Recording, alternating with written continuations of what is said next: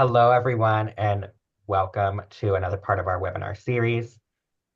Today, we will be looking at bridging the gap between this generation and the next and passing the baton over to the next generation. We are joined by some amazing FIU faculty, staff, and community members. And I will hand it off to Dr. Valerie Patterson to tell you a little bit more. Greetings, everyone. I'm Valerie Patterson, Director of African Diaspora Studies program here at FIU. And I want to thank the FIU's Mellon Commons for Justice for this opportunity to discuss climate change, bridging the gap, and motivating change. But before we start our discussion, I'd like to ask each of the panelists to introduce themselves. We'll start with Nicole. Hi, my name is Nicole Crooks, and I am an Overtown resident. I have been fortunate enough to raise my children here. I've lived a number of places around the country, but in particular in the Miami area, including Coconut Grove, the Coconut Grove community, and was displaced from Coconut Grove through a process called climate gentrification that I had absolutely no idea of back then. I currently also am a team leader with Girl Trek, which is the largest public health movement that centers Black women's wellness. And I'm the community engagement manager with Catalyst Miami. I work in the space of mindfulness and where it crosses with history and legacy preservation. And so I'm really happy to be here in this space with each of you. Great, thank you. Thank you so much, Nicole. Carolyn Donaldson. Hello, Carolyn Donaldson. I'm a retired corporate executive from the and medical device sector. After working 40 years in that space, I then redirected my focus in becoming a community activist in the community where I was raised, which is currently referenced as West Grove. I spend quite a bit of my time representing a number of organizations, which includes Grove Rights and Community Equity Inc., who was successful in looking at racial gerrymandering and successful litigation there. We're also actively involved in securing recovery for individuals impacted by Old Smoky, which is an incinerator incident. We have had successful litigation as it relates to the trolley garage proposal by Carl Gables to be placed in a predominantly Black community. So most of my efforts really go into looking at those communities that have been impacted, specifically communities of color, by climate gentrification, and looking at those environmental issues that truly are justice issues as we address this topic today, climate change and its impact as it relates to environmental issues. Thank you, Ms. Carolyn, for joining us today. And next, I'd like to turn it over to Camila Ramirez Fayad. Hi, I'm Camila Ramirez Fayad. I'm a political science and international relations major here at FIU. I'm also a student researcher at the Commons for Justice grants, and I like to say I'm a student activist as well. But yeah. Thank you, Ms. Camilla, so much for joining us today. And last but certainly not least is Kechi Akpala, who's joining us today on the panel. Greetings, everyone. My name is Kechi Okpala. I am a native of Miami, Florida, with a background from my family's from the Bahamas and Nigeria, respectively, born and raised. I work within the community outreach and engagement space, predominantly in our cultural communities that extend from Richmond Heights, all the way to what we know now as Miami Gardens, Liberty City, Little Haiti. Some of the organizations that I've worked with respectfully are the Virginia Key Beach Park Trust, the Historic Booker T. Washington Senior High School, South Florida People of Color, and many other organizations within the South Florida community, and being able to watch its progression from history and how we utilize our spaces now. I'm happy to be here to speak about how climate gentrification has affected some of those outcomes. Thank you. Great. Thank you so much, Kechi. And again, thank you to all of our distinguished panelists for the important insight that they'll bring to this discussion. So the goal of the webinar is to focus on the topic of mobilizing and integrating the next generation of advocates and activists into social justice movements. And this is especially imperative as we consider that many of today's leaders are possibly retiring, even though we heard from Miss Carolyn that retiring doesn't necessarily mean that you may retiring in one space, but picking up and advocating and supporting in other areas. But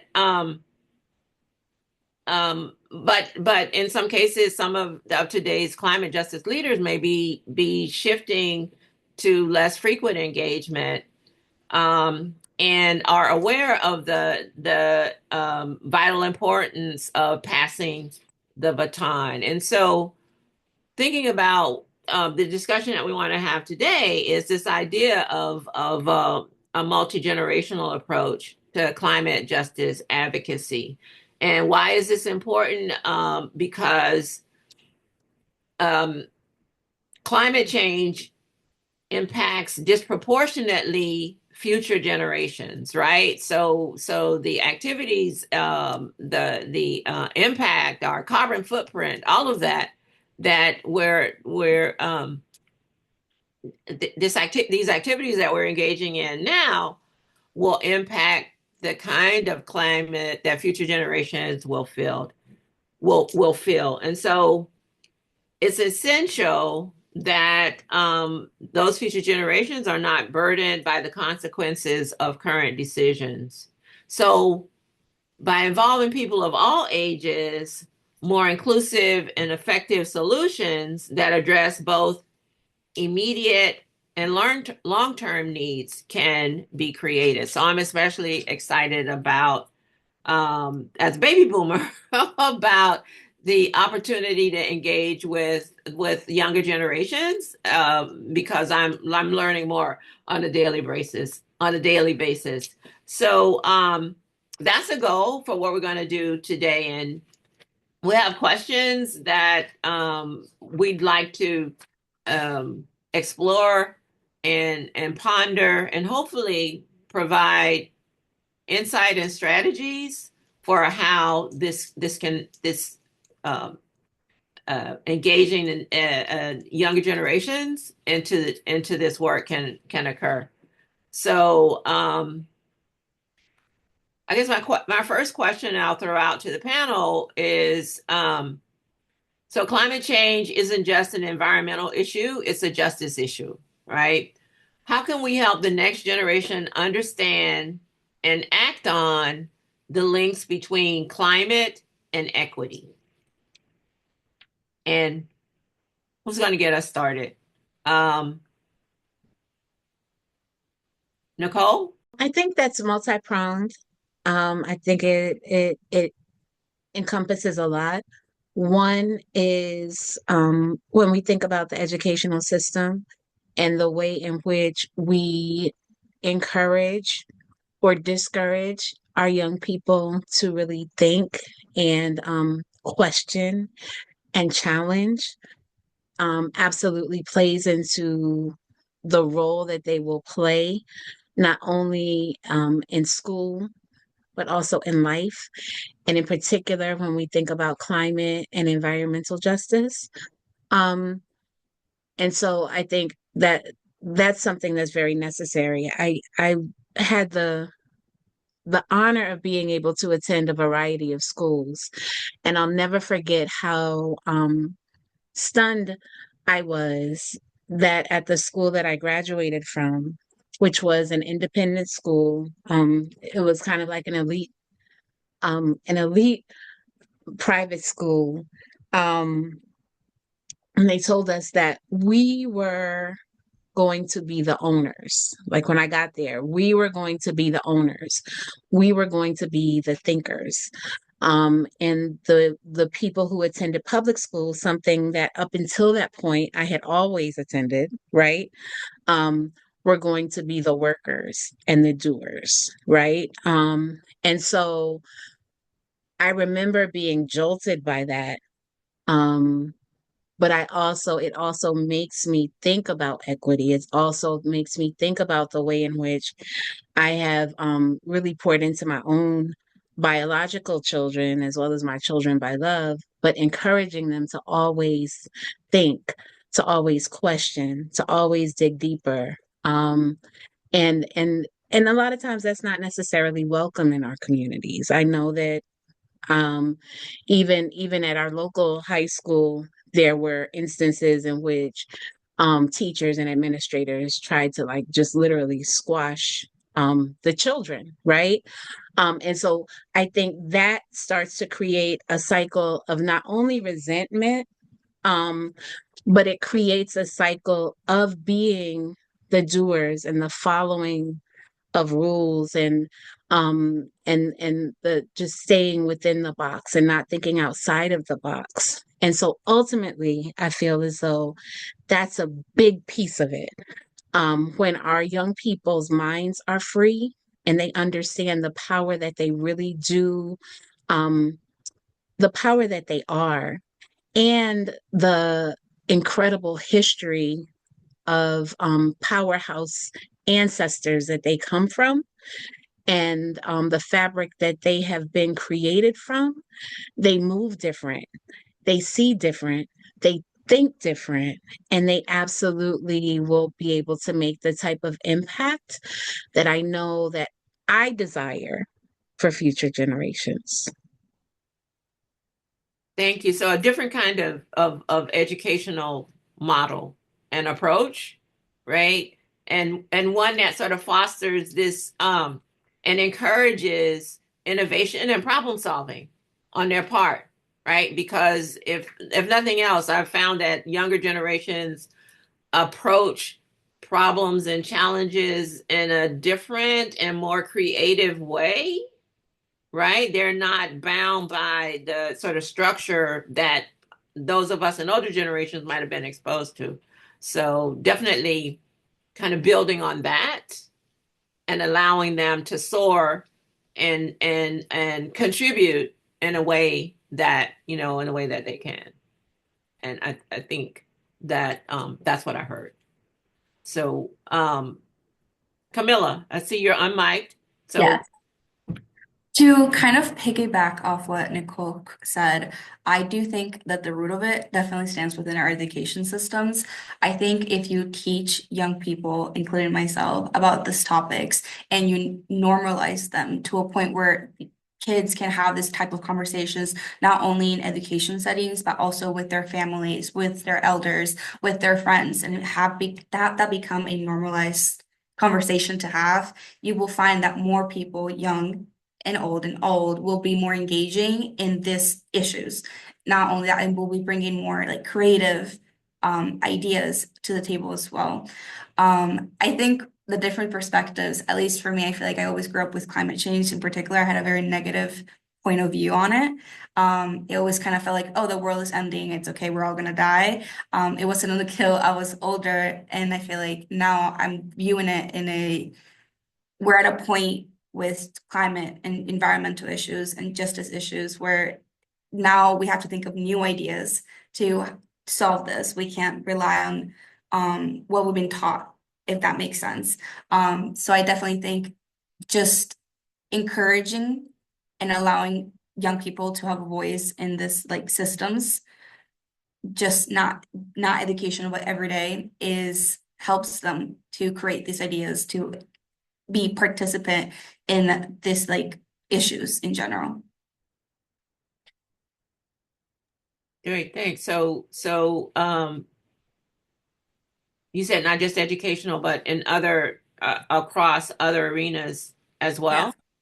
Yeah, to have the education to be able to bring these issues and conversations into everyday life. Okay, great, great, thanks. And Carolyn, I saw your mic. You were unmiked at one point. Okay, yeah. Let me start first by dovetailing off of both Nicole and Camilla's comments because I certainly as well feel that it's important that we give our young people spaces to ask questions, build community, take action. And that's whether it's through school programs, faith communities, because a lot of times we have our churches squash things because of religious beliefs, internships, any kind of organizing space.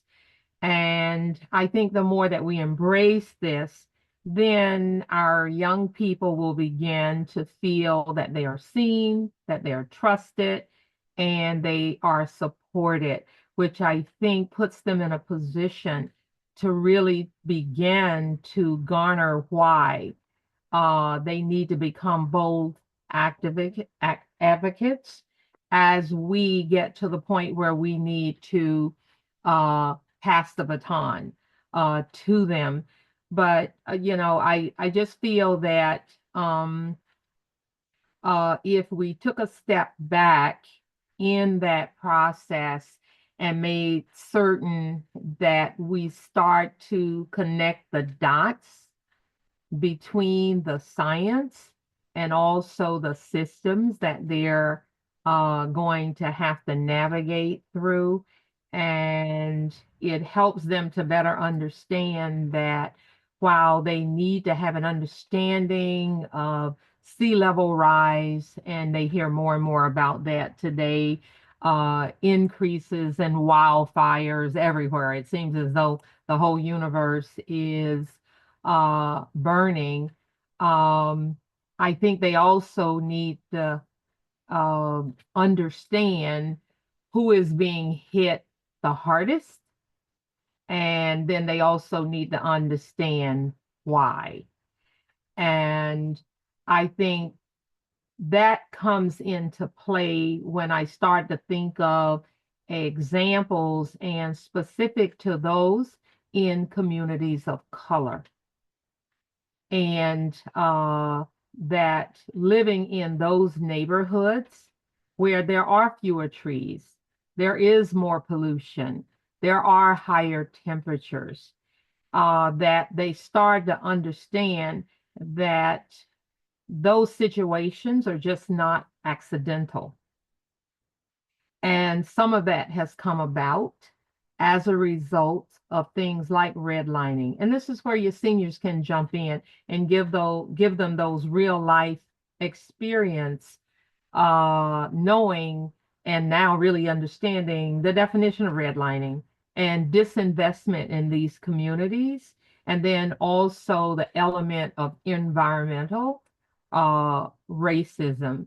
So I just find these components, and so with our seniors coming together with our young people with a different mindset, showing them how climate impacts and has been shaped by some of this history and some of this policy, it will help them develop what needs to be done as they move forward and look for solutions to the problem.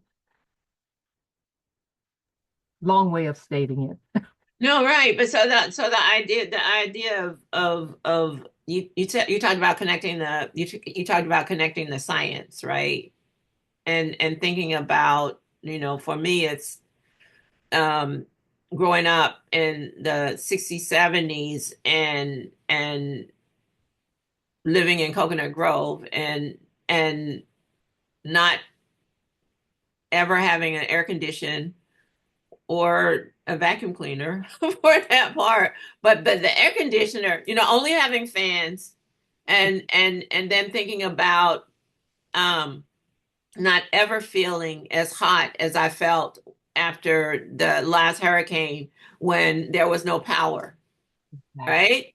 And so what is that science that are that is occurring? So I think that's a sort of important. I think that is very that no that is very important to to addressing this issue. But I heard you mentioned systems, right? And um so young people are often powerful change makers, but systems don't always make room for them. And so another question we want to explore is what would it take to truly center youth leadership in climate justice work? How do we center it and foster it and make sure it happens? I saw a hand. I think um Catchy, was that Catchy. your hand?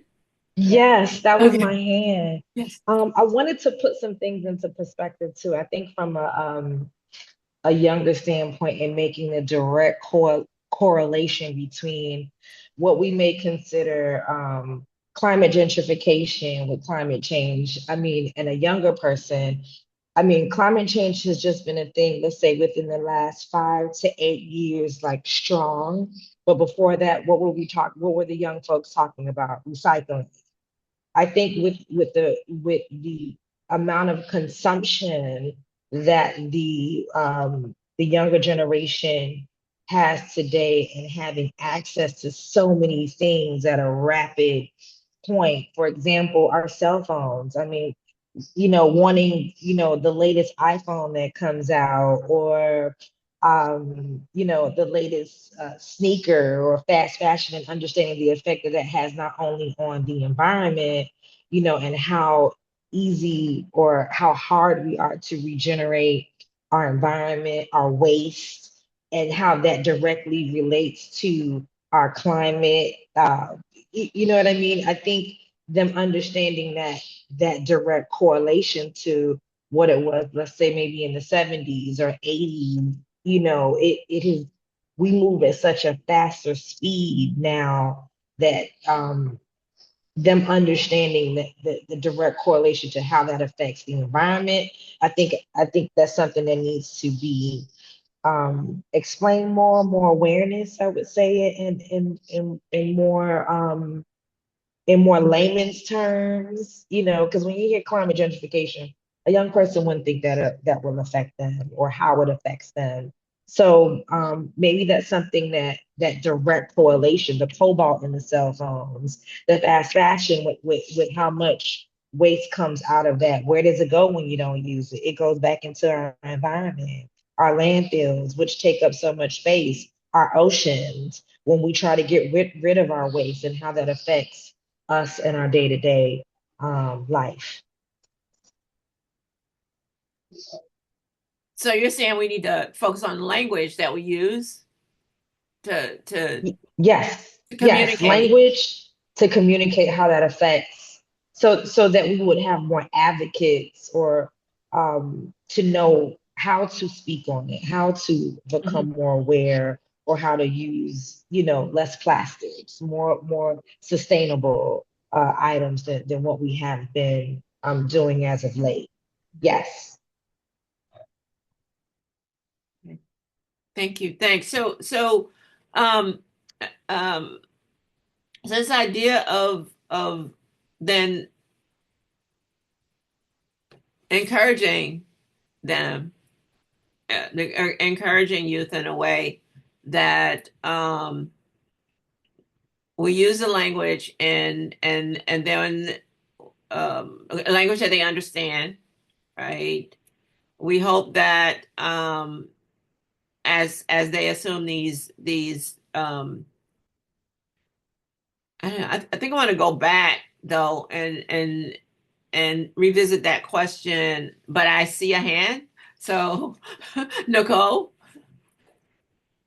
So I love this question because it really ties into a lot of the work that we've been doing at Catalyst Miami, and even my own personal journey with my own children. And so, and when I say my children, I talk about those of whom I birthed and those whom I have adopted by love.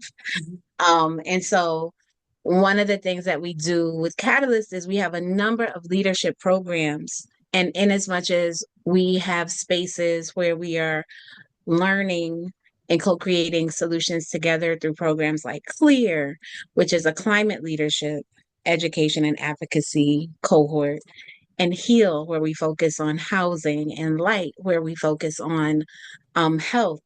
That is the common denominator through all of these things, right? Like all of those things coexist. Um, and so, in as much as we work with the adults and the elders, we always have a youth component. Always. My introduction to the kind of putting the dots together, as Ketchy was saying, came initially through Clio because I didn't know how climate actually played a role in my life, not for real. And through that program, I was introduced to it. And then it really piqued my interest.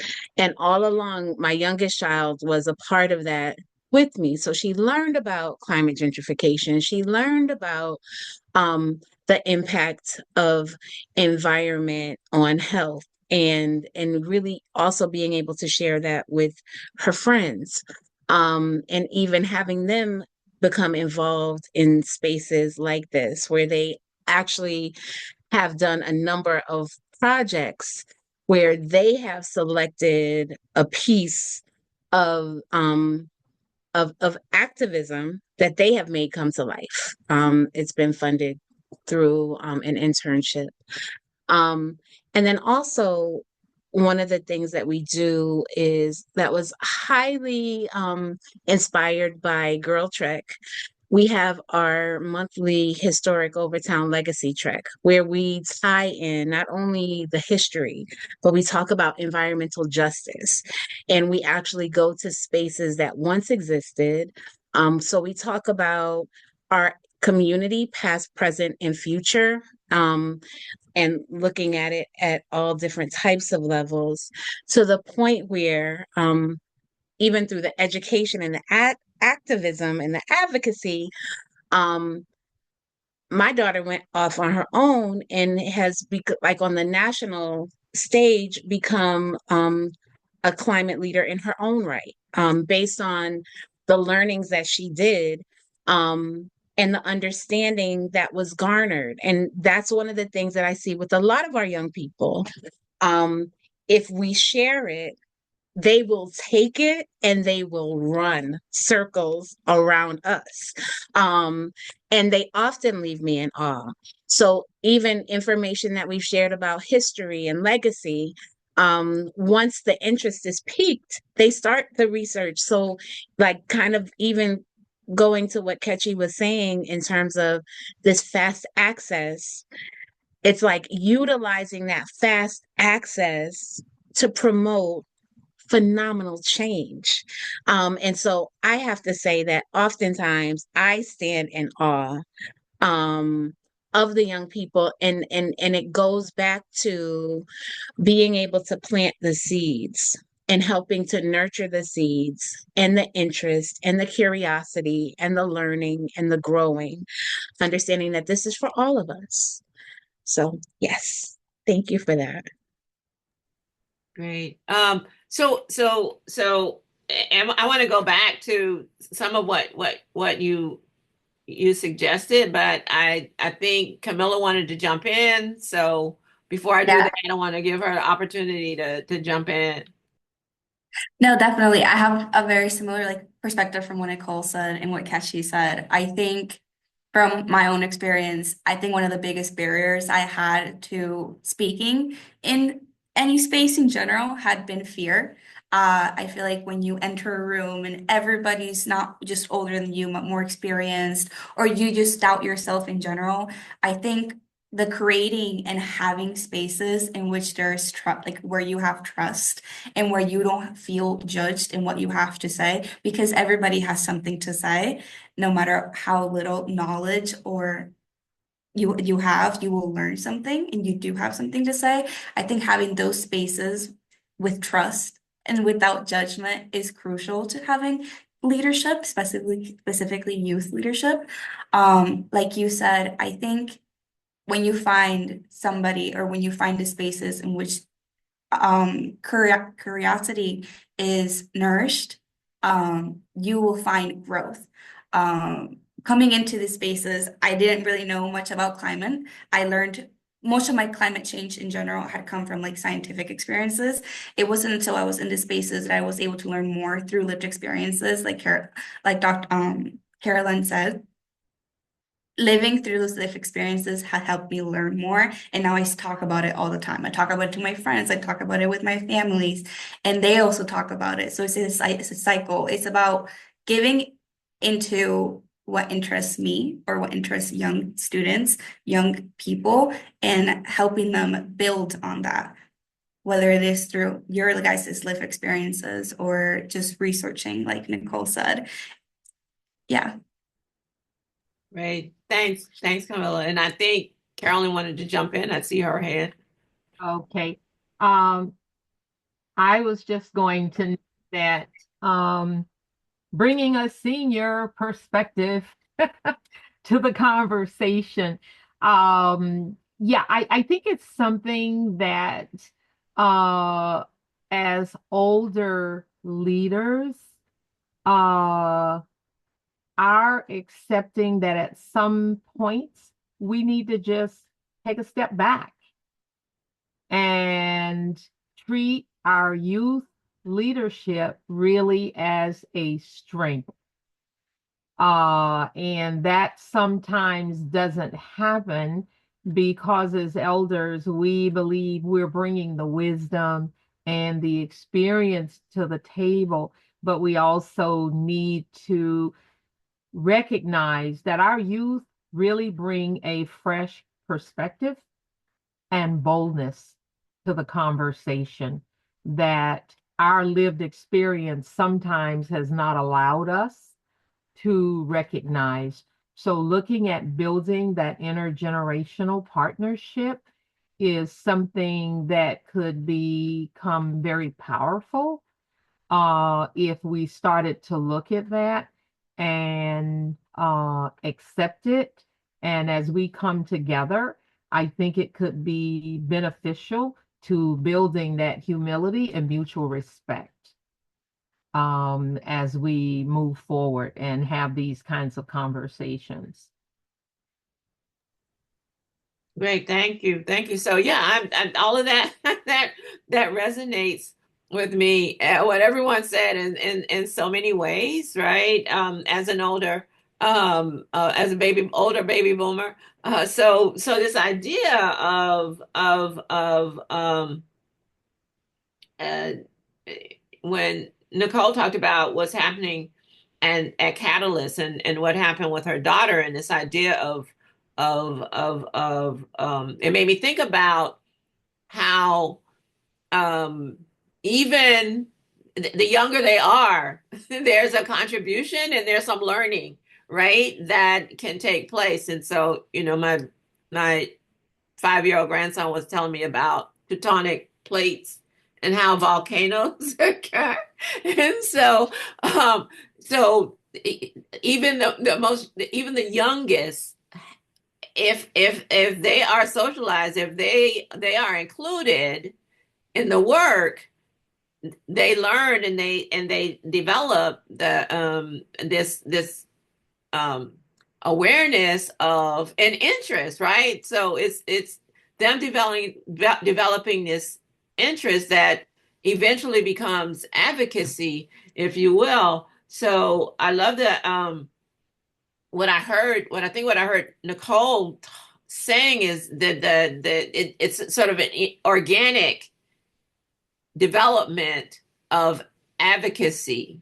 So, you're excited, and then you tell your friends, and then you all engage in this research, and there, just think about the amount of information younger generations have access to that people in my generation did not have access to. And so the learning and the studying, having these the youth component in organizations who are doing this work, but having a youth component that ultimately um, creates an opportunity for younger advocates to develop their leadership in a place, in a space, as Camilla mentioned, a place, not place, a space where that is non-judgmental and that is built on trust, right? Um, and that is nourishing, right? If you will, that allows, yeah, a younger generation of activists and advocates to, to overcome maybe their fear of stepping into their leadership. But the earlier they do, the better it is, right, for them. And I love the idea that Carolyn offered, this whole, we talked about passing the baton, which is one thing, but I love the idea that Carolyn gave us of stepping back, because sometimes the stepping back is important, right? And sometimes it's sort of overcoming the urge to step in and say, but no, okay, so let's let it evolve and let it unfold. So these are like all great, and catchy for getting us started with the connecting, definitely the connecting those dots, and that assists and facilitates getting the work done. Um, so Nicole, I think you're So I was pondering it and I wasn't going to throw it out there. And I feel like I need to, right? okay. Because I think it is necessary that we as the elders step back. Mhm. And I don't know, I feel like in terms of my generation, I'm kind of like in that middle, that sandwich generation between the youth and the elders, because I consider myself an elder, right? Like one time.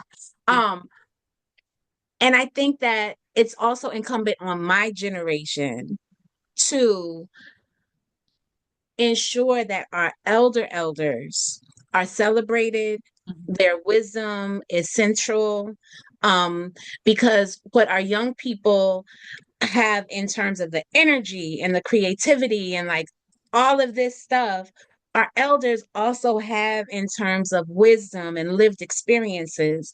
And I think it becomes very challenging for the elders to pass the baton when our elders, many of our elders feel like we're trying not only not as they're trying to pass the baton, we're trying to knock them down and run over them, and then they become insignificant. And so I think there has to be this balance and this celebration and this understanding, and this commitment to the village, right? Because in my family, Big Mama, that was the go-to. And she was able to sit behind and offer advice that didn't seem judgmental, to your point, Camilla. We just felt held and directed and guided. And so nobody was ever trying to knock Big Mama out the picture, right? And so she never had to fight for her space. She knew that she owned it. And so in this moment, I feel as though there's a dance and a passing and all of that, and a celebration of our elders to lift them into that regal space in which they live, should live. Mhm, mhm. And so who's doing that? So which Who's generation is doing that for the I think we have a little more work to do. yeah. I'll just say that. I think a little more work needs to be done. Okay. Amen. Okay. Um, thanks, Nicole. Ketchy, I saw your hand for a hot second. Yeah, I did. I thought about it, but I was like, do I open that can of worms or do I just leave it, leave it there? Because sometimes I feel that in the new generation, like I'm the eldest of, I have 10 siblings behind me. And the youngest one is right now is a junior in high school. And I feel like that what that looks like, what that celebration of Big Mama or of our elders look like, or what it looked like 5 years ago or 10 years ago is different from what I know a sibling or someone, of a younger generation may want to celebrate or to assume. So I think, like you said, Nicole, to your point, that there has to be a nice dance and song, to it. Because honestly, too, there's some elders who don't want to let the baton go when it's time. They'll rather hold it to the dire and the bitter end when they're maybe innovations, different that creativity that was spoken about, and that fervor that is what's needed to get us over the hump, maybe get us over the misunderstandings or the pain or the trauma or just different things that we're affected by, a lot of our communal issues that we don't necessarily talk about, so I agree. It's that fine dance, that fine line, to now see what does that celebration, look like in today's society for our younger generation to do. Thank you. Great. Thanks, Ketchy. So along those lines, and I think we've heard several examples from Nicole, but one of the questions that we wanted to explore was a successful example that you've seen of cross-generational or cross-sector collaboration that drives meaningful climate action.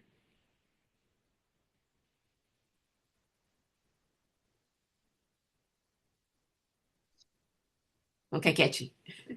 I'm here. That's a thought. I'm just thinking of what came to my mind, what has been done either nationally or locally that we have seen, that makes sense. The only thing that comes to my mind at the moment is in terms of, I'll relate it to historic Virginia Key Beach Park.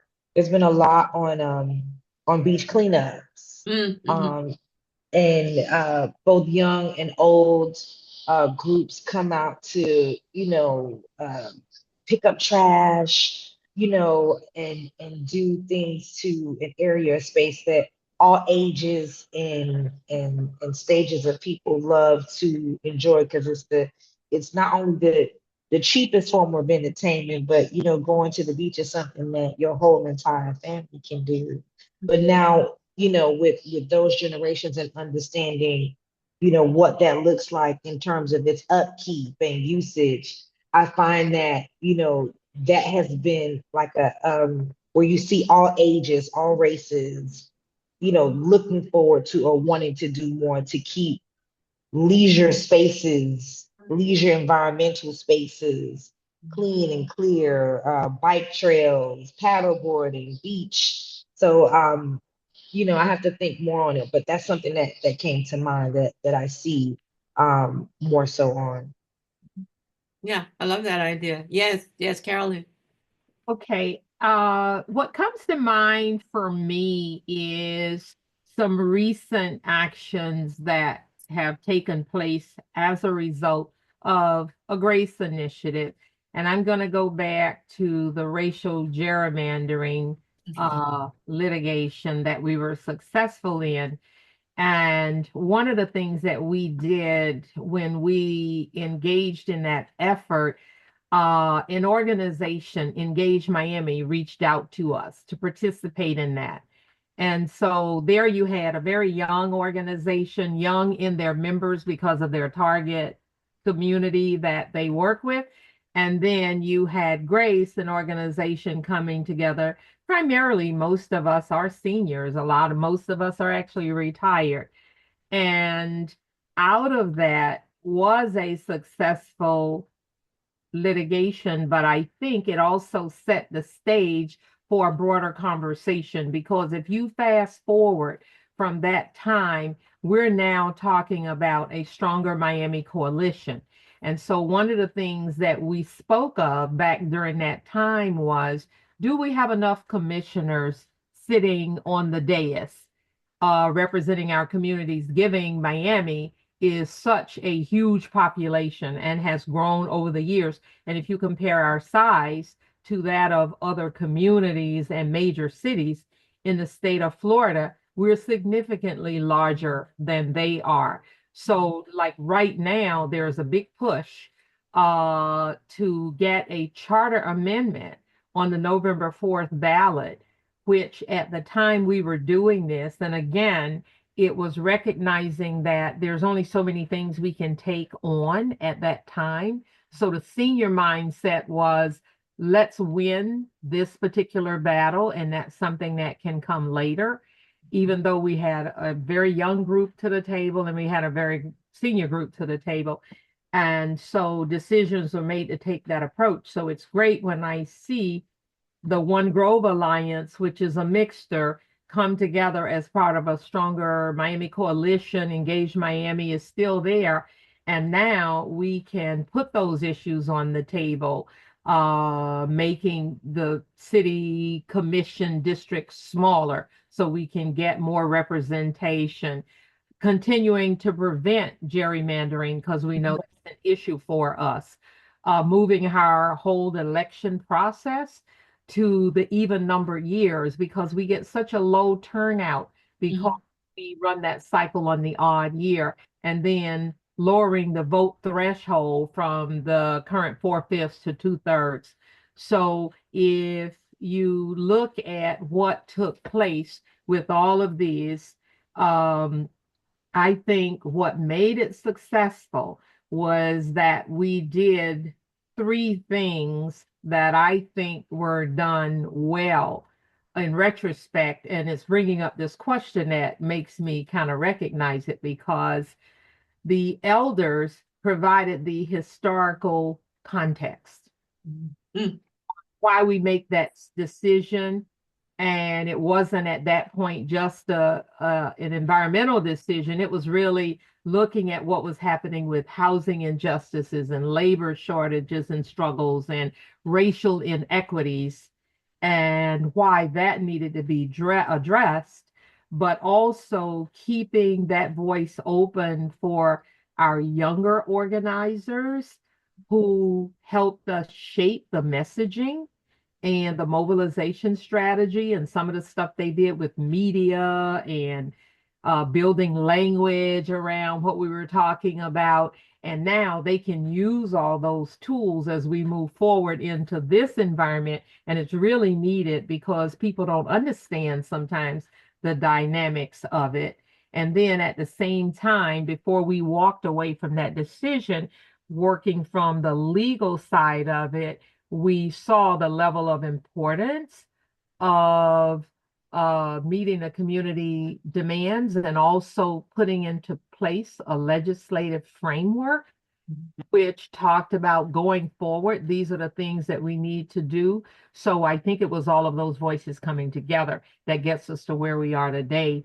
And probably for the first time, getting this on the ballot could stand a chance of being successful because it's not that attempts have not been made, but it was that collective audience and the voices coming through that collective audience. So that's what comes to mind for me as we look at the Miami community as you know as a whole, because I know I learned a lot while I was there representing Grace and representing the Grove. We had meetings in every single community so that we could hear those voices and we listened to both the young and the old. So um, so I just think that for this particular community, I think it will go a long way in where we end up uh, moving forward as a community, collective Miami community. Right. Thank you for that example. So it's all about the collective. It's all about collaboration. It's all about community, and it's about convening, right? So definitely coming together with a goal of being collaborative and working to achieve goals as a collective, right? As one, this whole idea of one community. So thanks for that. We're running up against our time, and before I turn it back over to our host, wanted to see if there are any like final comments that anyone wanted to make about this work and moving forward.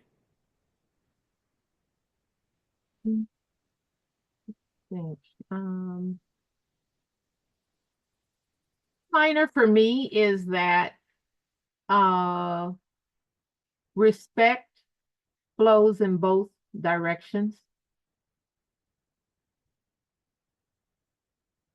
Okay. Thank you, Ms. Carolyn. Camille? Yes, I would say that your voice and your story, so where you from, where you came from, it matters, and that experiences also matter. I think as an immigrant coming into Miami and the Broward area in general, I think listening to other people's story who have been here longer, who have had generations here longer, has helped me be aware of the issues that affect not just the issues, but the actual people they affect. I think don't, again, I've said this before, but I say it to myself and to others as well. Don't be afraid to be in these spaces, and step into that works. Like, don't wait to be choice. Like, you're never going to be perfect. Just step into it and you will figure it out as you go. Definitely. Great. Thanks, Camille. It's a important recommendation that we should follow moving forward without a doubt. Nicole, Ketchy? So agreed, all of it.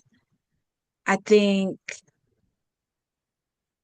so. What's coming to my mind immediately is one of our ancestors, one of our recent ancestors, is Terry.